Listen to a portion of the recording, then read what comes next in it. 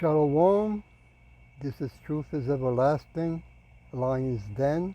I am Yahweh Sap.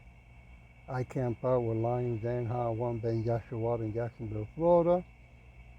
But first I'll take a prayer to the Father, to the Son, to the elders, to the Akim, and to the women and children around the world in ancient Hebrew language.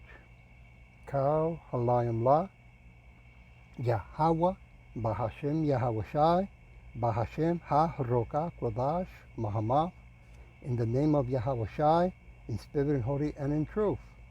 Double honors to the 144,000 chosen elect, double honors to the elders of GMS, double honors to my elder Hawam, salutation to the Akins on the four corners of the earth, and to the women and children, Shalom. Okay, well, you know, gotta keep an eye on what's going on in Iran and on Israel, right? Because that's scripture. But more importantly, gotta keep an eye how so much lying, right, that the wicked does, and how their own kind, right, the Edomites, were believing it. Now they have woken up and seen there's nothing but a lie. It says here that the war with Iran will end America. Well, that's scripturally, really. Okay, nothing new to us, the so-called Negros, Latino, Neck, and speckled birds who are not black. We are different shades of color, okay? I'm going to put a little bit of it, but the title of this lesson, They Be Born Speaking Lies. Here we go, and then we go into scripture. Got a huge one lined up for you today, so in just a second, war with Iran is here, and I'm about to show you the incredible parallels between this war and the Iraq War. It really is stunning. It's like that movie Groundhog Day, where the same guy lives the same day over and over and over, and it's like a nightmare. This is horrific, except this time, this war might be the end of America, and that's not hyperbole. So we'll talk about that. We also have nuclear threats have officially been issued. I'll give you the details there. We have Democrats revolting over Trump's warmongering and trying to reel him in through Congress. We have Fox News going full bloodthirsty and demanding war with Iran, just wall-to-wall war boner propaganda. We have Bernie Sanders torching Netanyahu. We have a New York City politician running for mayor assaulted by ICE simply for demanding a warrant, and it's all on video, and we have the video for you here. Then later on, Trump's disgustingly evil reaction to Tim Walz after Democratic politicians got murdered by a MAGA terrorist in Minnesota. And we have Tucker humiliating Ted Cruz directly to his face, which is a glorious clip. I can't wait for you guys to see that.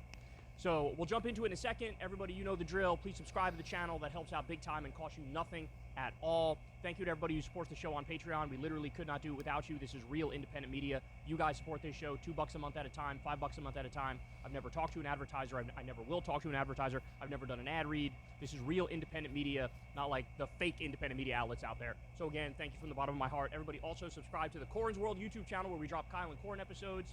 I know that he's really happy with the sub growth he's seen. We're trying to get him to 100,000 subscribers. And subscribe to Crystal, Kyle, and Friends, because this week we're going to have an amazing debate. We're having on Cenk Uygur to debate, have Crystal and I been too tough on MAGA? So we'll talk about that. You don't want to miss that. Sign up for Crystal, Kyle, and Friends below. All right, guys, let's get it. So this video has gone viral again lately because Benjamin Netanyahu has wanted regime change in Iran since literally the 1980s. And he's tried 1,000 different lies to get us to that point and to get America to do his dirty work for him. But here he is in 2002, testifying in front of a House committee, and he talks about the Iraq War and the need to take out Saddam Hussein. But the most important part here is to take note of how everything this man says turned out to be dead wrong. Let's watch. And this is a tyrant who is feverishly trying to acquire nuclear weapons. And today the United States must destroy the same regime, because a nuclear-armed Saddam will place the security of our entire world at risk. Is simply... Oh, Soraka, you know how it is. Give me a minute. Give me a minute. Settlement after my car accident. Simply not reflecting the reality to assume that Saddam isn't feverishly working to develop nuclear weapons. If you take out Saddam, Saddam's regime, I guarantee you that it will have enormous positive reverberations on the region. Can you imagine? The exact opposite happened. We had the rise of ISIS because we toppled Saddam. We destroyed the region. Also, it was a total lie that he was even building nuclear weapons. Every part of this, dead wrong. Of real estate, the three L's, location, location, location. The three principles of winning the war on terror are the three W's, winning, winning, and winning. The more victories you amass, the easier the next victory becomes. The first victory in Afghanistan makes the second victory in Iraq that much easier. The second victory in Iraq will make the third victory that much easier. Nothing less than dismantling his regime will do. Because Saddam's nuclear program has fundamentally changed in those 2 decades. He no longer needs one large reactor to produce the deadly material necessary for atomic bombs. He can produce it in centrifuges the size of washing machines that can be hidden throughout the country. And I want to remind you that Iraq is a very big country. It is not the size of Monte Carlo. It is a big country. And I believe that even free and unfettered inspections will not uncover these portable manufacturing sites of mass death. So in a world that made sense, every word this man says for the rest of his life would be discounted.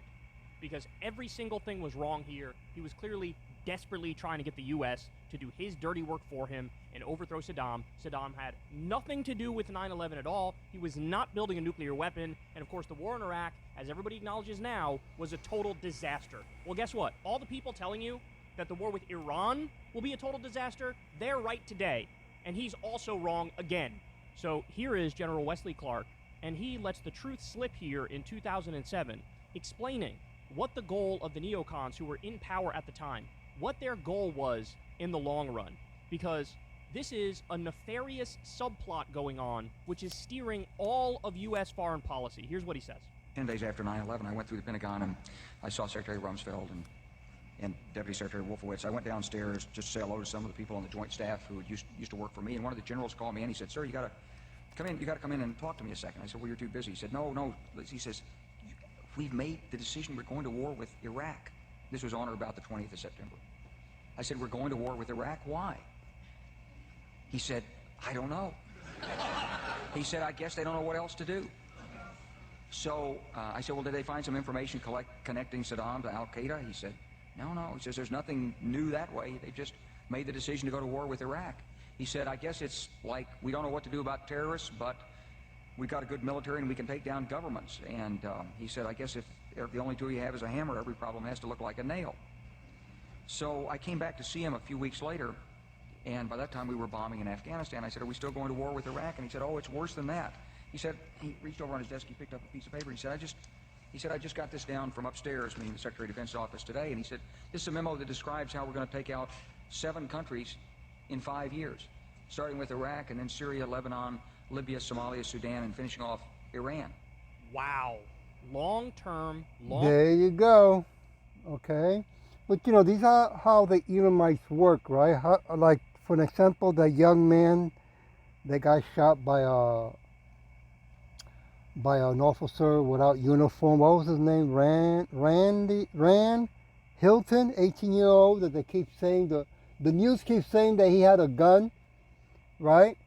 And when you look at the film or the picture, you see no gun in his hand, his back is turned, right? So the Edomites, all they do is just keep on lying. I want to go to Psalm 58, verse 3. "The wicked are estranged from the womb.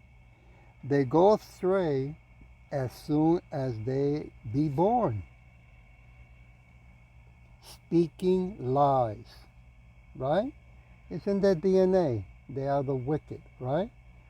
And they have to move, fast now more than ever, because they have to bring in, worldwide cashless society, and they have to bring in the MOTV, right? The charagma, the C-hip, okay? They know that Yahushua is coming back with a host of angels, with an army of angels, and they have to have people, turn into cyborgs to go and fight when Yahushua comes back. I want to go to Psalm 119. Give me a minute. So things are getting very interesting. you know, in a couple of more days, there ain't gonna be no gas, from what I heard in the news. Verse 163. 163. Okay. I hate and abhor lying, but the law do I love. Right? Then I, you know, the Edomites that are in power, they're not into justice, they're not into law, right? They're into wickedness, destruction, lying, deception, right? Rape, rob, plundering, right? Beliving people, taking countries after country, right? Because they gotta, you know, keep on hiding, right? Their wicked ways and keep plundering so they can, you know, keep on living the greediness that they have in them, the hunger of blood. Proverbs chapter 12. Give me a minute. Proverbs chapter 12, verse 22. So a lot of people that have cars, they're going to have to start walking or riding bikes just to go to work. Verse 22. Lying lips are an abomination to Yahweh Shai, but they that deal truly are his delight. Okay? So, you know, Edomites, you know when they lying because their lips stop moving. Okay? Verse 19, the lips of the truth shall be established forever, but a lying tongue is but for a moment. And that's what's going on right now. The whole world knows now that the Edomites are the Edomites, and they know that all they do is lie and deceit. Okay? I want to go to Proverbs chapter 13, verse 5. A righteous man hates lying, but a wicked man is loathsome. Give me a minute. And comes to shame. So when I look up the word lonesome, means causing hatred or disgust or repulsive. Right?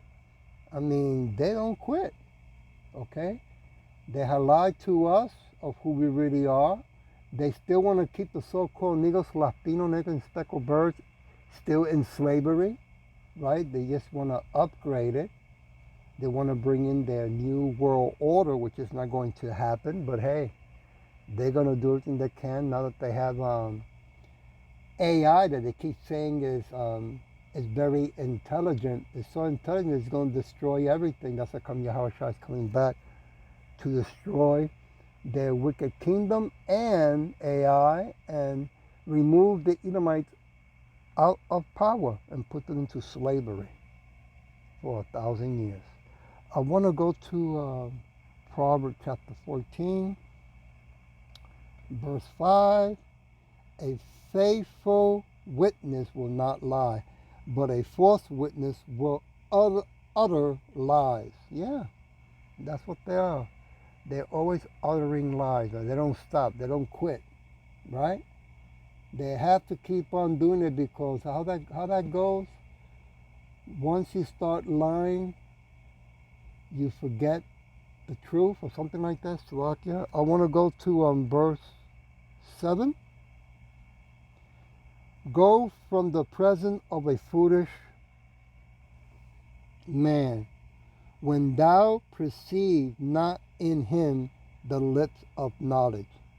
And that's what's happening around the world. They know that the Edomites are nothing but fools, that it's time to walk away from them, right? To let go of that Federal Reserve note dollar, right? And to start removing the Edomites that are around the world, the military, okay? I mean, America's the only one that has military around the world, but anybody else around the world cannot have military, right? Or cannot have high-tech weapons. Only America wants to have that. Crazy, huh? I want to go to Proverbs chapter 17 verse 7. Excellent speech becomes not a fool, much less do lying lips a prince. Yeah, you know, Donald Trump. I saw was it a TikTok or a YouTube? Well, I think it was one of the GMS elders did a lesson. Anyway, they were showing that Donald Trump just converted and became Jewish, right? He was Christian, now he became a Jewish, right? I want to jump to verse 13. Give me a minute. Whosoever rewards evil for good, evil shall not depart from his house. No. And that's what's going on left and right with the wicked, right? They reward one another for the wickedness and they call it good. Crazy, huh? I want to go to John chapter 8. John chapter 8, verse 44.